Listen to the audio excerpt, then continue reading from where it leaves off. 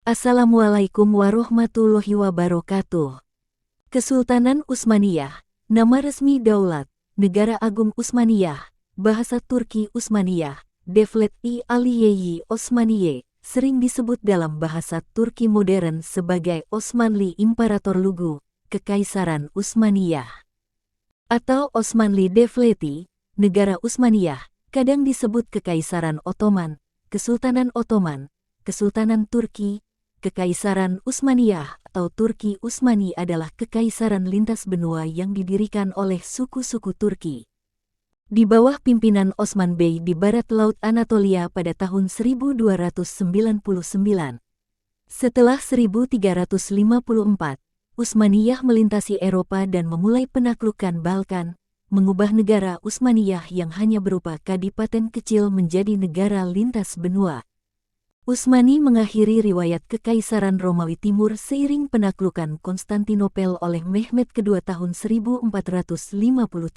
Sepanjang abad ke-16 dan 17, tepatnya pada puncak kekuasaannya di bawah pemerintahan Sulaiman Al-Qanuni. Kesultanan Utsmaniyah adalah salah satu negara terkuat di dunia, imperium multinasional dan multibahasa yang mengendalikan sebagian besar Eropa Tenggara, Asia Barat, Kaukasus, Afrika Utara, dan Tanduk Afrika. Pada awal abad ke-17, kesultanan ini terdiri dari 32 provinsi dan sejumlah negara vasal, beberapa di antaranya dianeksasi ke dalam teritori kesultanan, sedangkan sisanya diberikan beragam tingkat otonomi dalam kurun beberapa abad. Dengan Konstantinopel sebagai ibu kotanya dan kekuasaannya atas wilayah yang luas di sekitar cekungan Mediterania, Kesultanan Utsmaniyah menjadi pusat interaksi antara dunia timur dan barat selama lebih dari 6 abad. Kesultanan ini bubar pasca Perang Dunia I, tepatnya pada tanggal 1 November tahun 1922. Pembubarannya berujung pada kemunculan rezim politik baru di Turki, serta pembentukan Balkan dan Timur Tengah yang baru. Setelah penaklukan Mesir oleh Utsmaniyah pada 1517, Khalifah Al-Mutawakil III menyerahkan kedudukan khalifah kepada Sultan Selim I. Hal ini menjadikan penguasa Utsmaniyah tidak hanya berperan sebagai sultan, kepala negara Utsmaniyah, tetapi juga sebagai pemimpin dunia Islam secara simbolis. Setelah Kesultanan Utsmaniyah dibubarkan, Wangsa Utsmaniyah sempat mempertahankan status mereka sebagai khalifah selama beberapa saat sampai kekhalifahan juga dibubarkan pada tanggal 3 Maret tahun 1924. Pasca pembubaran Kesultanan Rum yang dipimpin dinasti Seljuk Turki, pendahulu Utsmaniyah, pada tahun sekitar 1300, Anatolia terpecah menjadi beberapa negara merdeka, kebanyakan Turki, yang disebut Emirat Gazi. Salah satu Emirat Gazi dipimpin oleh Osman I, tahun 1258 sampai tahun 1326, dan namanya menjadi asal-usul nama Utsmaniyah. Osman I memperluas batas permukiman Turki sampai pinggiran Kekaisaran Bizantium. Tidak jelas bagaimana Osman I berhasil menguasai wilayah tetangganya karena belum banyak diketahui soal sejarah Anatolia abad pertengahan. Pada abad setelah kematian Osman I, kekuasaan Utsmaniyah mulai meluas sampai Mediterania Timur dan Balkan. Putra Osman, Orhan, menaklukkan kota Bursa pada tahun 1324 dan menjadikannya ibu kota negara Utsmaniyah. Kejatuhan Bursa menandakan berakhirnya kendali Bizantium atas Anatolia Barat Laut. Kota Tesaloniki direbut dari Republik Venesia pada tahun 1387. Kemenangan Utsmaniyah di Kosovo tahun 1389 secara efektif mengawali kejatuhan pemerintahan Serbia di wilayah itu dan membuka jalan untuk perluasan wilayah Utsmaniyah di Eropa. Pertempuran Nikopolis tahun 1396 yang dianggap luas sebagai perang salib besar terakhir pada abad pertengahan gagal menghambat laju bangsa Turki Utsmaniyah. Seiring meluasnya kekuasaan Turki di Balkan, penaklukan strategis Konstantinopel menjadi tugas penting. Kesultanan ini mengendalikan nyaris seluruh bekas tanah Bizantium di sekitar kota. Namun warga Yunani Bizantium sempat luput ketika penguasa Turk Mongolia, Tamerlan, menyerbu Anatolia dalam pertempuran Ankara tahun 1402. Ia menangkap Sultan Bayezid I. Penangkapan Bayezid I menciptakan kekacauan di kalangan penduduk Turki. Negara pun mengalami perang saudara yang berlangsung sejak 1402 sampai 1413 karena para putra Bayezid memperebutkan tahta. Perang berakhir ketika Mehmed I naik sebagai sultan dan mengembalikan kekuasaan Utsmaniyah. Kenaikannya juga mengakhiri interregnum yang disebut Fetret Devri dalam bahasa Turki Utsmaniyah. Sebagian teritori Utsmaniyah di Balkan, seperti Tesaloniki, Makedonia, dan Kosovo, sempat terlepas setelah 1402, tetapi berhasil direbut kembali oleh Murad II antara 1430 dan 1450. Pada tanggal 10 November tahun 1444, Murad II mengalahkan pasukan Hongaria, Polandia, dan Wallachia yang dipimpin Władysław III dari Polandia, sekaligus Raja Hongaria, dan János Hunyadi di pertempuran Varna, pertempuran terakhir dalam Perang Salib Varna. 4 tahun kemudian, János Hunyadi mempersiapkan pasukannya, terdiri dari pasukan Hongaria dan Wallachia, untuk menyerang Turki, namun dikalahkan oleh Murad II dalam pertempuran Kosovo kedua tahun 1448. Perluasan dan puncak, tahun 1453 sampai tahun 1566. Angkatan Darat Utsmaniyah di Konstantinopel tahun 1453, biara Moldovita, putra Murad II, Mehmed II, menata ulang negara dan militernya, lalu menaklukkan Konstantinopel pada tanggal 29 Mei tahun 1453. Mehmed mengizinkan gereja ortodoks mempertahankan otonomi dan tanahnya dengan imbalan mengakui pemerintahan Utsmaniyah. Karena hubungan yang buruk antara negara-negara Eropa Barat dan Kekaisaran Romawi Timur, banyak penduduk ortodoks yang mengakui kekuasaan Utsmaniyah alih-alih Venesia. Pada abad ke-15 dan 16, Kesultanan Utsmaniyah memasuki periode ekspansi. Kesultanan ini berhasil makmur di bawah kepemimpinan sejumlah sultan yang tegas dan efektif. Ekonominya juga maju karena pemerintah mengendalikan rute-rute perdagangan darat utama antara Eropa dan Asia. Sultan Selim I, tahun 1512 sampai tahun 1520, memperluas batas timur dan selatan Kesultanan Utsmaniyah secara dramatis. Dengan mengalahkan Shah Ismail dari Persia Safawiyah dalam pertempuran Chaldiran, Selim I mendirikan pemerintahan Utsmaniyah di Mesir dan mengerahkan angkatan lautnya ke Laut Merah. Setelah ekspansi tersebut, persaingan pun pecah antara Kekaisaran Portugal dan Kesultanan Utsmaniyah yang sama-sama berusaha menjadi kekuatan besar di kawasan itu. Sulaiman Agung, tahun 1520 sampai tahun 1566, mencaplok Beograd tahun 1521. Menguasai wilayah selatan dan tengah kerajaan Hongaria sebagai bagian dari peperangan Utsmaniyah-Hongaria. Setelah memenangkan pertempuran Mohacs tahun 1526, ia mendirikan pemerintahan Turki di wilayah yang sekarang disebut Hongaria, kecuali bagian baratnya, dan teritori Eropa Tengah lainnya. Ia kemudian mengepung Wina tahun 1529, tetapi gagal. Tahun 1532, ia melancarkan serangan lain ke Wina, namun dikalahkan pada pengepungan Gans.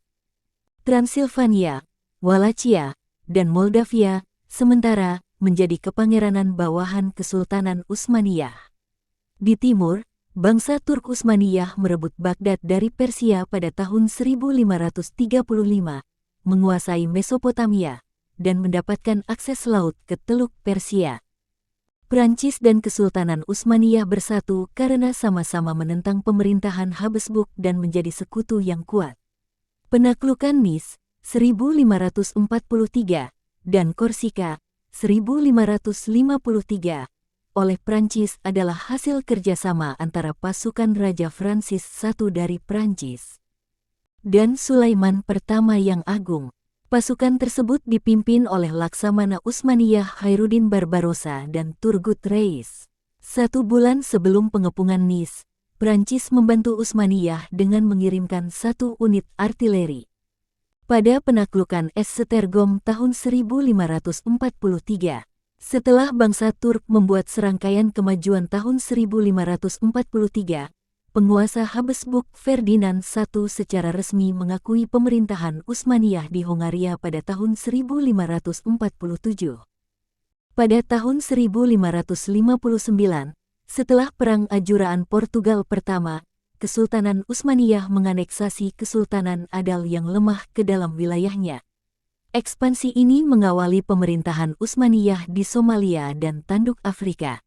Aneksasi tersebut juga meningkatkan pengaruh Utsmaniyah di Samudra Hindia untuk bersaing dengan Portugal. Pada akhir masa kekuasaan Sulaiman, jumlah penduduk Kesultanan Utsmaniyah mencapai 15 juta orang dan tersebar di 3 benua. Selain itu, Kesultanan ini menjadi kekuatan laut besar yang mengendalikan sebagian besar Laut Mediterania. Saat itu, Kesultanan Utsmaniyah adalah bagian utama dari lingkup politik Eropa. Kesuksesan politik dan militernya sering disamakan dengan Kekaisaran Romawi, salah satunya oleh cendekiawan Italia Francesco Sansovino dan filsuf politik Prancis Jean Bodin. Pemberontakan dan pemulihan tahun 1566 sampai tahun 1683. Struktur militer dan birokrasi yang efektif pada abad sebelumnya terancam gagal ketika sultan-sultan selanjutnya tidak tegas memimpin. Kesultanan Utsmaniyah perlahan dikalahkan bangsa Eropa dari segi teknologi militer karena inovasi yang mendorong perluasan kesultanan ini dihambat oleh paham konservatisme agama dan intelektual yang terus berkembang. Meski mengalami kesulitan, kesultanan ini tetap menjadi kekuatan ekspansionis besar sampai pertempuran Wina tahun 1683 yang menandakan akhir ekspansi Utsmaniyah ke Eropa. Penemuan rute dagang laut baru oleh negara-negara Eropa Barat memungkinkan mereka menghindari monopoli dagang Utsmaniyah. Penemuan Tanjung Harapan Baik oleh Portugal tahun 1488 merintis serangkaian perang laut Utsmaniyah Portugal di Samudra Hindia sepanjang abad ke-16.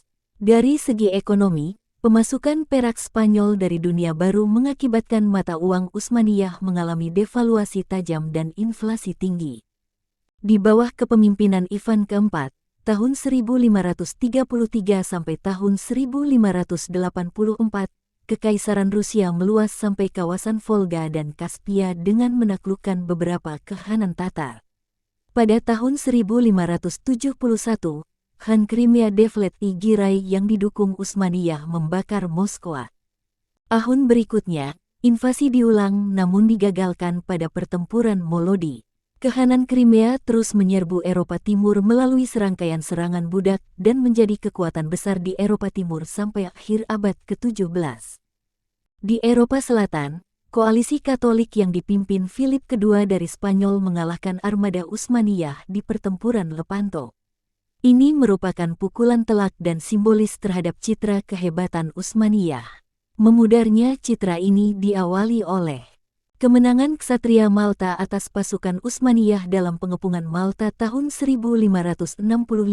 Pertempuran Lepanto membuat angkatan laut Utsmaniyah kehilangan banyak tenaga ahlinya, sedangkan kapal-kapalnya masih bisa diperbaiki. Angkatan Laut Utsmaniyah pulih dengan cepat dan memaksa Venesia menandatangani perjanjian damai tahun 1573 yang mengizinkan Kesultanan Utsmaniyah memperluas dan memperkuat posisinya di Afrika Utara. Sebaliknya, wilayah Habsburg tidak berubah setelah pertahanan Habsburg diperkuat. Perang panjang melawan Austria Habsburg tahun 1593 sampai tahun 1606, membuat pemerintah melengkapi infanterinya dengan senjata api dan melonggarkan kebijakan perekrutan. Keputusan ini menciptakan masalah ketidakpatuhan dan pemberontakan di dalam tubuh militer yang tidak pernah terselesaikan. Penembak jitu irreguler, sekban, juga direkrut. Demobilisasi pun berubah menjadi brigandase, perampokan. Dalam pemberontakan Jelali, tahun 1595 sampai tahun 1610, yang memperluas aksi anarkis di Anatolia pada akhir abad ke-16 dan awal abad ke-17. Ketika populasi kesultanan mencapai 30 juta jiwa pada tahun 1600, kelangkaan tanah membuat pemerintah ditekan habis-habisan.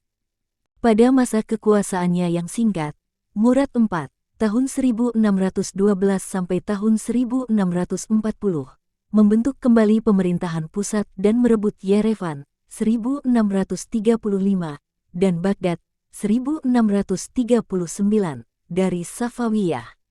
Kesultanan Wanita, tahun 1648 sampai tahun 1656, adalah periode ketika ibu para sultan muda berkuasa. Atas nama putranya, tokoh wanita yang paling berpengaruh waktu itu adalah Qasem Sultan dan menantunya Turhan Hatis. Persaingan politik mereka berujung pada pembunuhan Qasem pada 1651. Selama era Koprulu, tahun 1656 sampai tahun 1703. Pemerintahan efektif dijalankan oleh sejumlah wazir agung dari keluarga Koprulu. Kewaziran Koprulu mengalami kesuksesan militer dengan didirikannya pemerintahan di Transilvania, penaklukan Kreta tahun 1669, dan ekspansi ke Ukraina Selatan Polandia.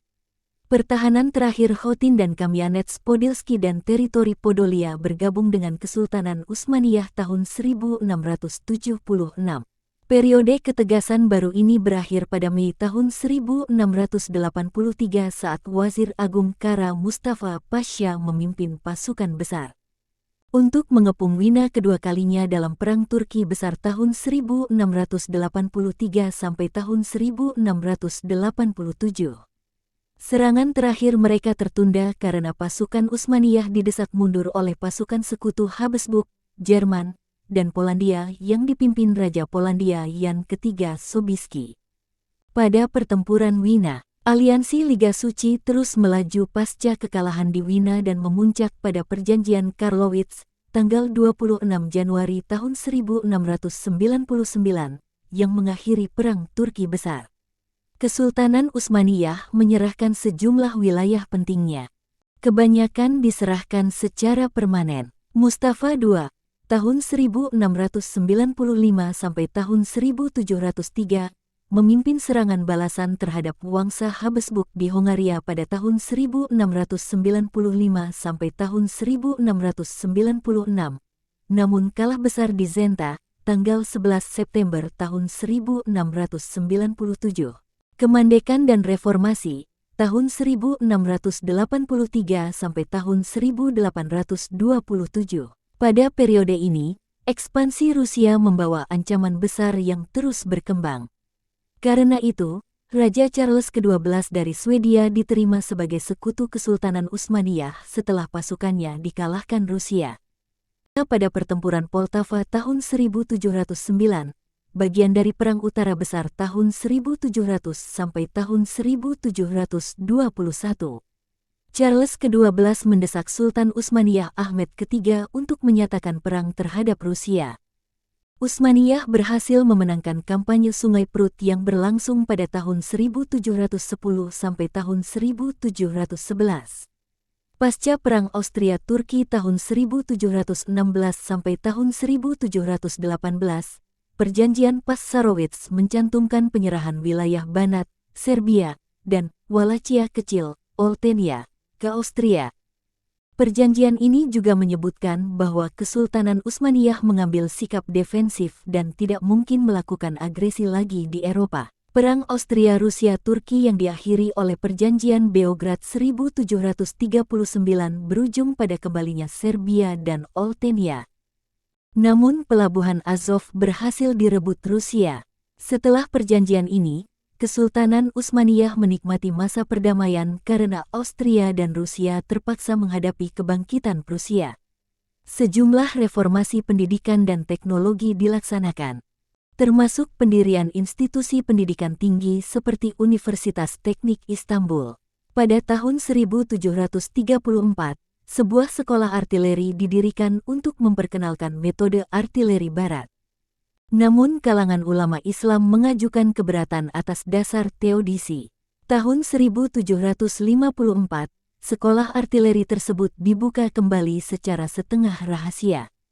Tahun 1726, Ibrahim Muteferrika meyakinkan Wazir Agung Damat Ibrahim Pasha, Mufti Agung, dan para ulama tentang efisiensi percetakan. Muteferrika pun diizinkan Sultan Ahmed III untuk menerbitkan buku-buku non-religius meski ditentang sejumlah kaligrafer dan pemuka agama. Percetakan Muteferrika menerbitkan buku pertamanya pada tahun 1729. Pada 1743, jumlah karya yang dicetaknya mencapai 17 buah dalam 23 volume dan masing-masing karya dicetak sebanyak 500 sampai 1000 eksemplar. Pada 1768, para Haidamak, pemberontak Konfederasi Polandia yang dibantu Rusia, memasuki Balta, kota Utsmaniyah di perbatasan Besarabia, dan membantai warganya dan membumi hanguskan kota tersebut. Tindakan ini memaksa Kesultanan Utsmaniyah memulai Perang Rusia-Turki tahun 1768 sampai tahun 1774. Perjanjian Kucuk Kainarka tahun 1774 mengakhiri perang ini dan memberikan kebebasan beribadah bagi warga Kristen di Provinsi Wallachia dan Moldavia. Pada akhir abad ke-18, serangkaian kekalahan perang melawan Rusia membuat beberapa kalangan di Kesultanan Utsmaniyah yakin bahwa reformasi yang dijalankan Peter Agung memberi keunggulan bagi Rusia, dan Utsmaniyah harus menggunakan teknologi barat untuk menghindari kekalahan lebih lanjut. Selim III, tahun 1789 sampai tahun 1807, melakukan upaya besar pertama dalam memodernisasi pasukannya. Tetapi reformasi ini terhambat oleh kepemimpinan yang religius dan korps Yanisari. Karena iri dengan hak-hak militer dan menolak perubahan, Yanisari pun merintis pemberontakan. Semua upaya Selim membuat dirinya kehilangan tahta dan nyawanya. Akan tetapi, pemberontakan ini berhasil diredam dengan spektakuler dan kejam oleh penggantinya yang dinamis, Mahmud II. Ia menghapus korps Yanisari pada tahun 1826. Revolusi Serbia, tahun 1804 sampai tahun 1815, menjadi awal era kebangkitan nasional di Balkan. Pada masa Pertanyaan Timur, suzerainitas Serbia sebagai monarki herediter dengan dinastinya sendiri diakui secara de jure pada tahun 1830. Pada 1821, bangsa Yunani menyatakan perang terhadap Sultan. Pemberontakan yang pecah di Moldavia sebagai bentuk pengalihan diikuti oleh revolusi utama di Peloponnesos. Peloponnesos dan bagian utara Teluk Korintus menjadi wilayah Kesultanan Utsmaniyah pertama yang merdeka, tepatnya pada tahun 1829. Pada pertengahan abad ke-19, Kesultanan Utsmaniyah dijuluki orang sakit oleh bangsa Eropa. Negara-negara suzerain, Kepangeranan Serbia, Wallachia, Moldavia, dan Montenegro meraih kemerdekaan de jure pada 1860-an dan 1870-an. Kemunduran dan modernisasi, tahun 1828 sampai tahun 1908. Pada masa Tanzimat, tahun 1839 sampai tahun 1876, serangkaian reformasi konstitusional pemerintah membuahkan hasil, yaitu pasukan wajib militer modern, reformasi sistem perbankan, dekriminalisasi kaum homoseksual, perubahan hukum agama menjadi hukum sekuler, dan gilda yang memiliki pabrik modern. Kementerian Pos Utsmaniyah dibentuk di Istanbul pada tanggal 23 Oktober tahun 1840. Samuel Morse menerima paten telegraf pertamanya tahun 1847. Paten tersebut dikeluarkan oleh Sultan Abdul Mejid I yang menguji penemuan baru itu. Setelah uji coba berhasil, jalur kabel telegraf pertama di dunia, Istanbul-Adrianopel Summu, mulai dipasang pada tanggal 9 Agustus tahun 1847. Periode reformis ini memuncak dengan penyusunan konstitusi yang disebut Kanun Uesasi. Era konstitusional pertama kesultanan ini tidak berlangsung lama. Parlemennya hanya bertahan selama 2 tahun sebelum dibubarkan. Dikarenakan tingkat pendidikannya yang lebih tinggi, penduduk Kristen di kesultanan ini mulai unggul ketimbang penduduk Muslim yang mayoritas, sehingga penduduk Muslim merasa tidak puas. Pada tahun 1861, ada 571 sekolah dasar dan 94 sekolah menengah Kristen Utsmaniyah dengan 140.000 siswa. Jumlah itu jauh melampaui siswa Muslim di sekolah pada saat yang sama. Kemajuan siswa Muslim terus melambat dikarenakan lamanya waktu mata pelajaran bahasa Arab dan teologi Islam. Tingkat pendidikan siswa Kristen yang lebih tinggi memungkinkan mereka memainkan peran penting dalam perekonomian negara. Pada tahun 1911, 528 dari 654 perusahaan grosir di Istanbul dimiliki etnis Yunani. Perang Crimea, tahun 1853 sampai tahun 1856, adalah bagian dari persaingan panjang antara kekuatan-kekuatan besar Eropa yang memperebutkan pengaruh di teritori Kesultanan Utsmaniyah. Beban perang dari segi finansial memaksa pemerintah Utsmaniyah mengajukan pinjaman luar negeri senilai 5 juta pound sterling pada tanggal 4 Agustus tahun 1854. Perang ini mengakibatkan eksodus warga Tatar Crimea. Sekitar 200.000 di antaranya pindah ke Kesultanan Utsmaniyah dalam bentuk gelombang emigrasi. Menjelang akhir peperangan Kaukasus, 90% etnis Sirkasia dilenyapkan, diusir dari tanah airnya di Kaukasus, dan terpaksa mengungsi ke Kesultanan Utsmaniyah. Sekitar 500.000 sampai 700.000 orang Sirkasia berlindung di Turki. Beberapa sumber memberi angka yang lebih tinggi, yaitu 1 sampai 1,5 juta orang dideportasi dan atau dibunuh. Perang Rusia-Turki, tahun 1877 sampai tahun 1878, berakhir dengan kemenangan mutlak bagi Rusia. Sekitar 500.000 sampai 700.000 orang Sirkasia berlindung di Turki. Beberapa sumber memberi angka yang lebih tinggi, yaitu 1 sampai 1,5 juta orang dideportasi dan atau dibunuh. Perang Rusia-Turki, tahun 1877 sampai tahun 1878, berakhir dengan kemenangan mutlak bagi Rusia. Serbia dan Montenegro mendapat kemerdekaan penuh dengan wilayah yang lebih kecil. Pada tahun 1878, Austria-Hongaria bersama-sama menduduki provinsi Bosnia-Herzegovina dan Novi Pazar. Walaupun pemerintah Utsmaniyah menentang tindakan ini, pasukannya dikalahkan dalam kurun 3 minggu. Sebagai imbalan atas bantuan Perdana Menteri Britania Raya Benjamin Disraeli dalam pengembalian teritori Utsmaniyah di semenanjung Balkan saat Kongres Berlin, Britania Raya mendapatkan hak pemerintahan di Siprus pada tahun 1878. Britania kemudian mengirimkan tentaranya ke Mesir pada tahun 1882 untuk membantu pemerintah Utsmaniyah meredam pemberontakan Urabi. Britania pun memegang kendali penuh di Siprus dan Mesir. Pada tahun 1894 sampai 96, sekitar 100.000 sampai 300.000 etnis Armenia yang tinggal di seluruh kesultanan dibunuh dalam sebuah peristiwa yang disebut pembantaian Hamidian. Seiring menyusutnya wilayah Kesultanan Utsmaniyah, banyak Muslim Balkan pindah ke teritori Utsmaniyah yang tersisa di Balkan atau ke jantung Kesultanan di Anatolia. Per 1923, hanya Anatolia dan Trakia Timur yang dikuasai Muslim. Kekalahan dan pembubaran, tahun 1908 sampai tahun 1922. Era konstitusional kedua dimulai pasca Revolusi Turk Muda, tanggal 3 Juli tahun 1908, melalui pengumuman Sultan tentang penggunaan kembali Konstitusi 1876 dan pembentukan kembali Parlemen Utsmaniyah. Pengumuman ini menjadi awal pembubaran Kesultanan Utsmaniyah. Era ini didominasi oleh politik Komite Persatuan dan Kemajuan serta gerakan yang kelak dikenal dengan sebutan Turk Muda. Memanfaatkan perpecahan sipil, Austria-Hongaria secara resmi menganeksasi Bosnia dan Herzegovina tahun 1908, tetapi mereka menarik tentaranya dari Sanjak Novi Pazar, wilayah lain yang diperebutkan Austria dan Utsmaniyah, untuk menghindari perang.